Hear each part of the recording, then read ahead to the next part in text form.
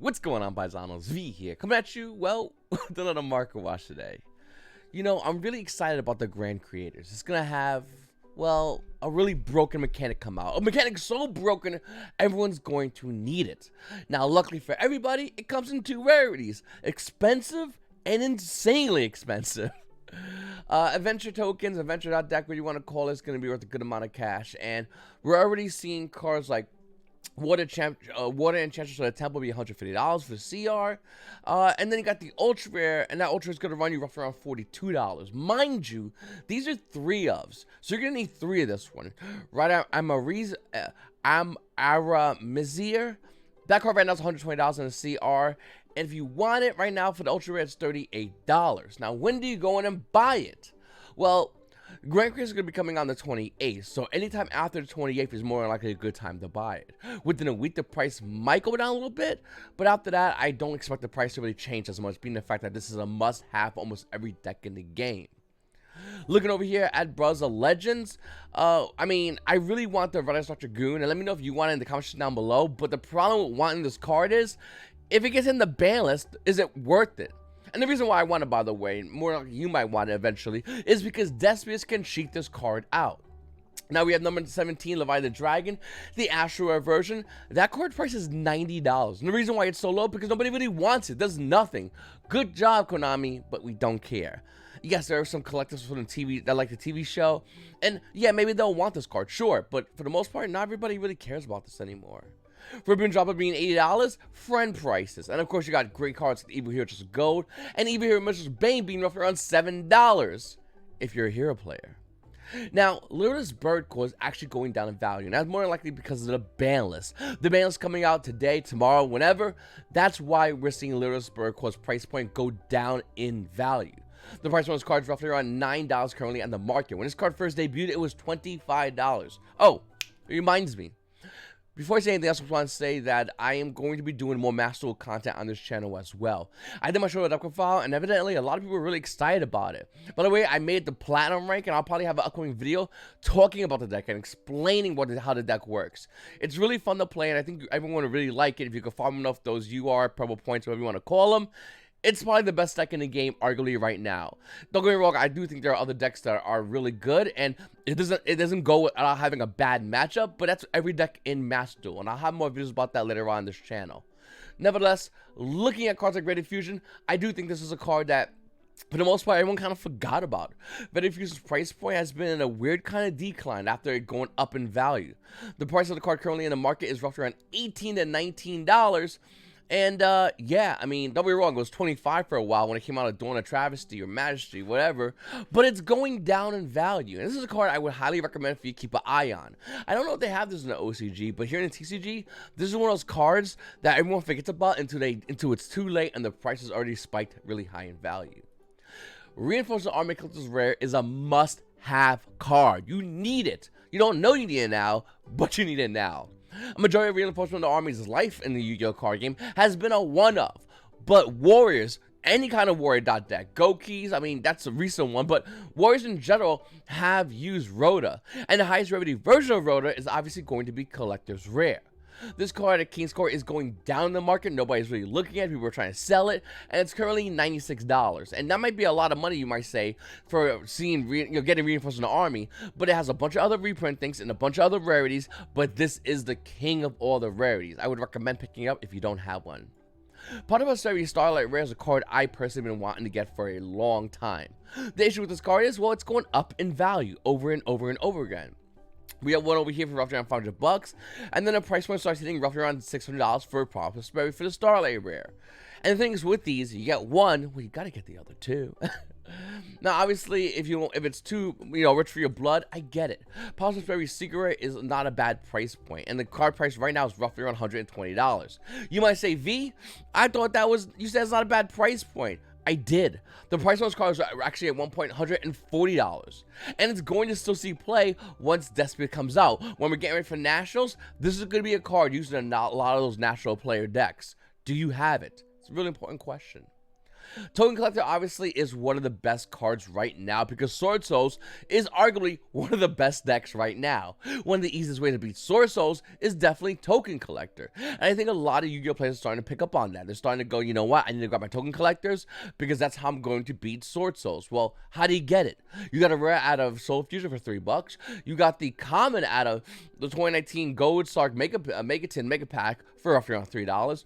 And if you want the collectors, the ultra rare sneak peek version of this card, that's gonna run you roughly around $8. Now, once again, that's all the different rarities and for different price points. At the end of the day, it doesn't really matter as long as you could drop this on a Sword player. That's what really matters. Then we have Junk Archer. Now, this card's slowly starting to rise in value. And the reason why is because alternative Yu-Gi-Oh! Formats are starting to become more serious. We're starting to see Yu-Gi-Oh! Players start actually building alternative format decks. And the format and market for alternative format cards, I know it's all stuff, is actually rising. Are you ready for it? You should be. We'll talk about more that in a second. But looking at Infinite Permits at a Structure Cyber Strike, a Structure Strike which is $10. Infinite Permits right now is going for a price point roughly around $11. Another reason why, if you see Structure Cyber Strike at your local Target or Walmart, pick it up. This card is going to rise in value, and if you already have like 6 play sets, where's your 7th one? This is free money from Konami. Black Metal Dragon from OTS Pack 6 has been rising in the market. The current price for the card is roughly around $13-ish, $13-ish, and to be honest with you, I don't know why. Dragon players, are you really going that crazy? Let me know, guys. Let me know what you guys think about this in the comments down below. Dogoran the Mad Flame Kaiju is also rising in value. You can see over here.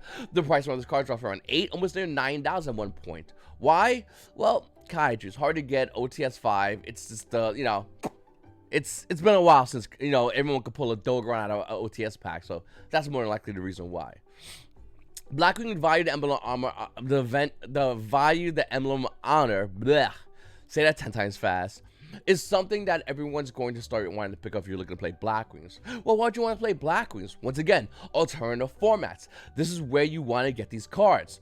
Blackwing Value Emblem Armor, bleh, is roughly around $189. By the way, that's for first edition. If you want an unlimited version of this card, Ultimate Rare, by the way, that price point is roughly around $50-ish. Now, once again, you can do whatever you want to do as far as first edition or unlimited. This is how I always say it. The first editions get sold out, and then what do? They come out to the unlimited, and their prices get sold out. So, Blackwing Value the Emblem of Honor, we got on the 3rd try. Ultimate Rare is a card you definitely might want to pick up. And by the way, if you don't want the Ultimate Rare, I understand, it's insanely expensive. If you want any other version, one second, any other version, let me get rid of some of these over here. It's still going to be money. So you're looking at roughly around, so Ultra Rare Age of Prophecy might be the lowest. We'll look at it like a lightly played. And yeah, unlimited lightly played over 20. I'm totally wrong. Okay, yeah, any version of Value to Emblem Honor is pretty much money. If you have it, you can sell it. And if you're looking to play Blackwings, well, you're going to want to grab this card fast before there's none on the market. By the way, Forbidden Chalice Ultimate Rare is a card that is being used in current meta play and used to be used in alternative format meta play. This card is actually kind of in the middle of a lot of formats, and it's a good chance you might want to pick it up.